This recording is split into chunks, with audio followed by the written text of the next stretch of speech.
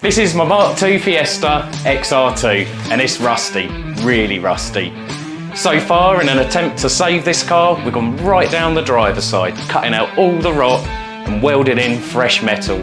We've even gone round to the boot floor and welded in a whole new floor. But the driver's side isn't completely finished just yet. We've still got to fix these rotted out inner flitch panels, which aren't available anymore.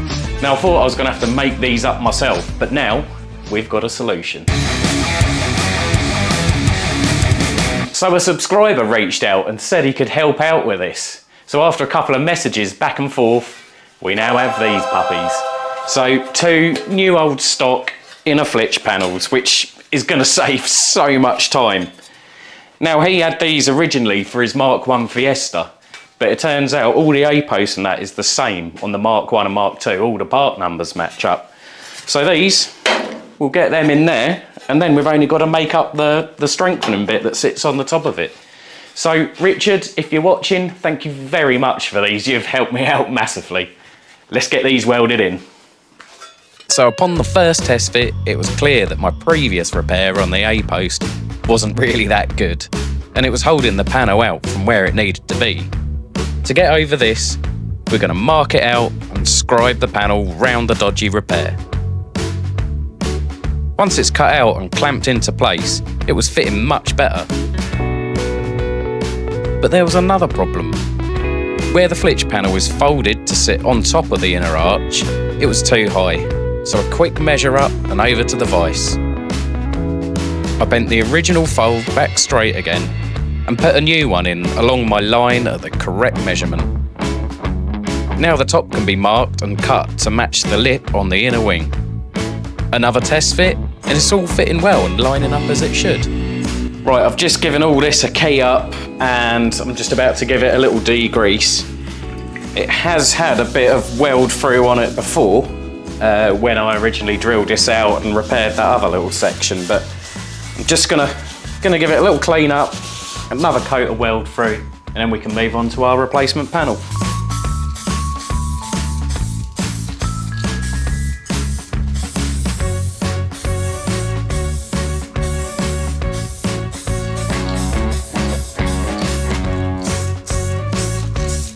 Right, I've gone round marking out the holes where we're going to plug weld this on. So I'll go around where I can with the joggler, and anything I can't get that's kind of further inboard, we'll just do with the drill.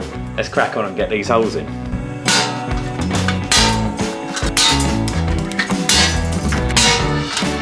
After using the hole punch, I use the pillar drill for all the holes that the punch can't reach.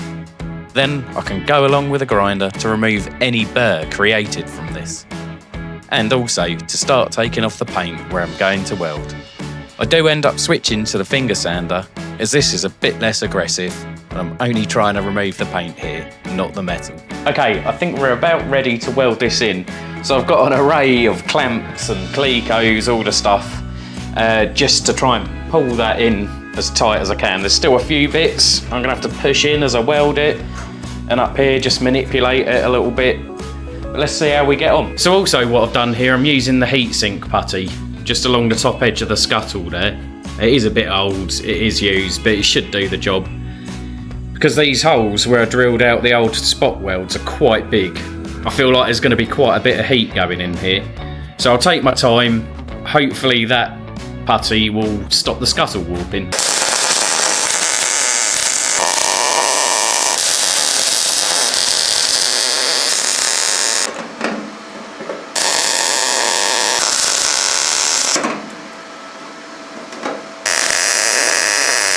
Right, that panel is welded in. I tell you, it's like a Sunday evening. It is just far too hot for all this, but you know, this XR2 isn't going to weld itself up, so we just got to plough through it. So all the plug welds done. I'm not sure I cleaned this up properly because, yeah, the welds, well, it just wasn't welding very nicely, so they're quite lumpy bumpy. But it's in and we can move on. It is a couple of days later. It's still really, really hot. I'm sweating buckets. But anyway, so I've got all this dressed back, all primed up, good to go. So we now need to do this strengthening plate. So I've cut this out, which is going to go in there, shaped round and that. So I'm going to try and do it out of one piece. If it's possible for me with my skill set, I don't know. But let's have a go. So I start off marking out my panel, and I've taken my time to get the measurements as close to original as I can. Now I know this is never going to be a perfect replica, as both flitches are rotted out, so I've got no reference to work to. Using the small piece that has survived gives me some valuable dimensions to work with, and tells me where I'm going to need to fold and where I'm going to need to cut. Once I got these measured out, I can then check this against the car and start cutting it to size. Once I'm happy with this, then I can put it in the vise, and I start by slightly folding the edges, just to get some basic shape started. Then I ping a line through the middle, and I can start working out from the centre on the back of the panel to start forming the bulge. It's a slow, tedious process forming that bulge and keeping the folded edges straight. After a bit of fettling, we start to get something that looks like the strengthening panel. Then I can curve off the corners, put the holes in for the plug welds, and that is job done. So that is the finished product. That is my panel ready to go, all primed up and all my holes in it. Like I say, it's not perfect, but it's going to do the job we need it to do. When I've got a couple of welds on there, I will need to just manipulate that around some of the shape there. But yeah, I think we can crack on and weld that in. Let's go.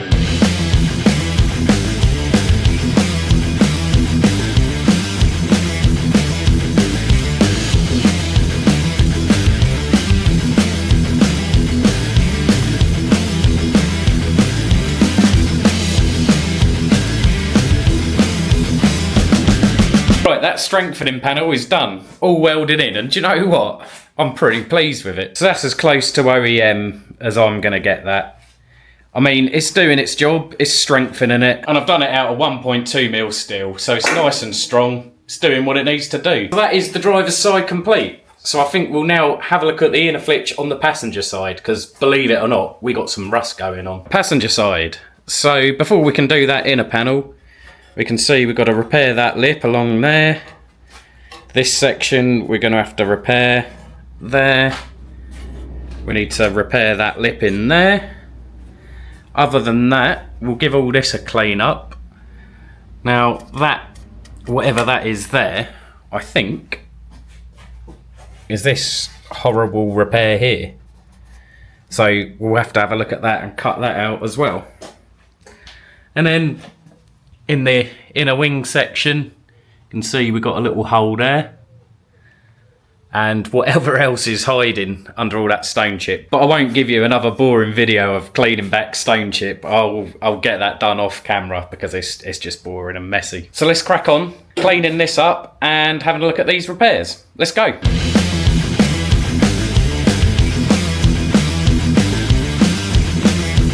Right, so I've cleaned this back and it's not looking good. So obviously we got these repairs that we seen earlier, but all down here, it's really crusty. You can see it on the other side, but the hammer is literally just going through it. So that's that whole section as well. And then down the bottom, I've cut that little plate out and yeah, that's pretty bad as well. It's all this edge, it creeps right down behind it. And also right at the bottom here, there's, well, that whole corner's gone. So I'm thinking I'm gonna have to order an A-post for this. By the time I cut all this right out, there's not much of it left anyway.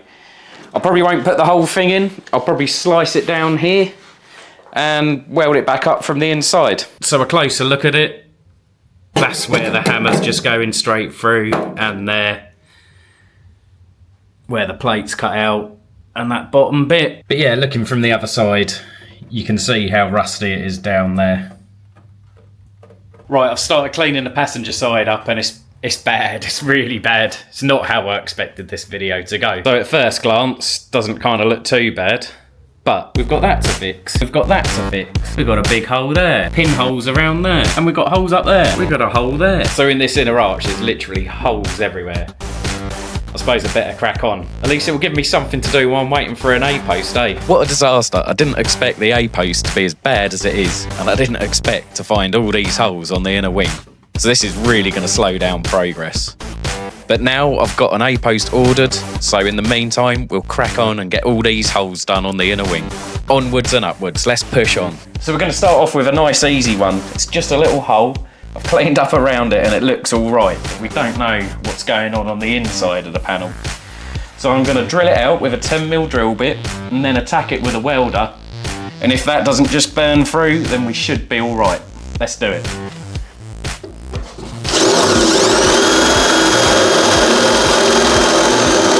Right, okay, that hole is a bit big just to plunge a load of weld into it.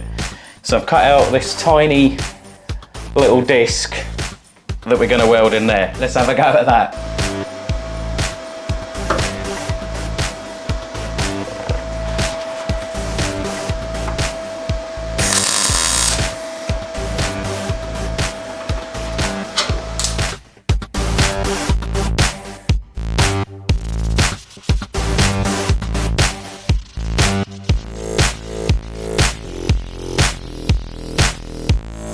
Okay, that little circle I cut out worked quite well. So you wouldn't even know really. That's where it was right there. One down, many to go. So next up, we're gonna hit this one here. Now, I've got to be a bit careful because there's two skins of metal there, so I don't want to cut through the one on the other side, even though it's probably rotten anyway. But let's have a go at that one. I'm gonna cut this a bit higher than I need to, purely because we don't know how far that's rusted on the other side.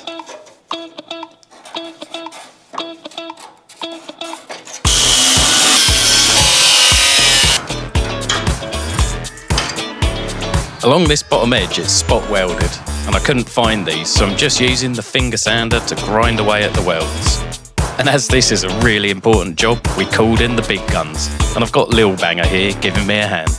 Once the piece is removed, we can clean up the rusty area and get it ready for welding. Right, we're all cut out and primed up. Let's get some new metal in there. So first I measure up the piece that's needed, and then I can cut this out on some new metal, which I've already put that detail along that bottom edge in. Then I work along with the welder, just making sure my piece stays nice and flush all the way round. Once this is done, I can clean this up with a grinder. And that's that one done. So yeah, pretty pleased with that. I did get a bit of heat distortion because I got a bit excited and was just going for it. But anyway, on to the next one. So I think we're gonna go for that little simple one there. Just sitting on that seam, and on the other side there I've just cleaned that back. So nice simple little repair. I think we'll probably do it from this side. Right, so for this little one here, I've cut out a little patch and I'm going to keep it simple. Just going to draw around it where I think it needs to be, and then I can cut that out.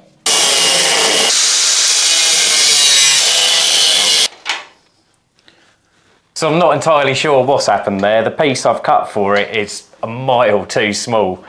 I think where I've used a Sharpie to go around it, I've cut the wrong side of the line. So I'll quickly do a cardboard template and cut out another one. So I'm just using the dirty finger trick for this. So rubbing along the edge with my dirty finger.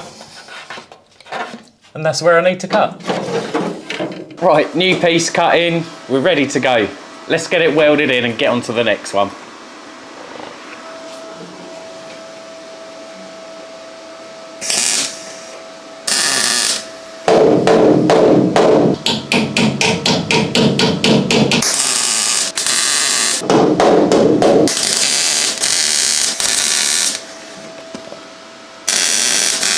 Patch is in and all welded up, all dressed back. From the other side, well, you couldn't even tell. We're starting to get somewhere. Let's carry on. Right, next on the list of many holes to repair, we're going to cut this out.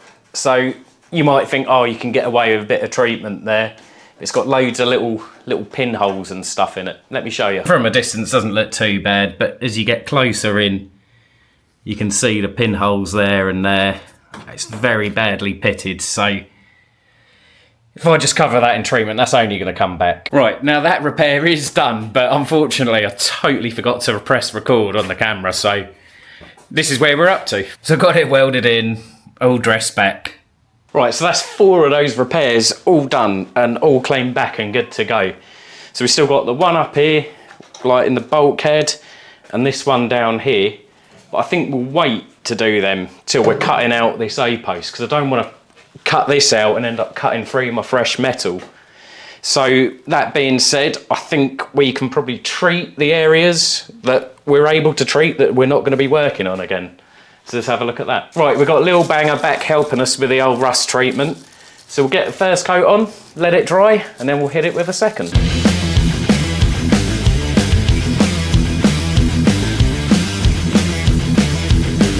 Right, we've got our 2 coats on. I've left them to dry and it's looking all right. So that's the finished result of the treatment.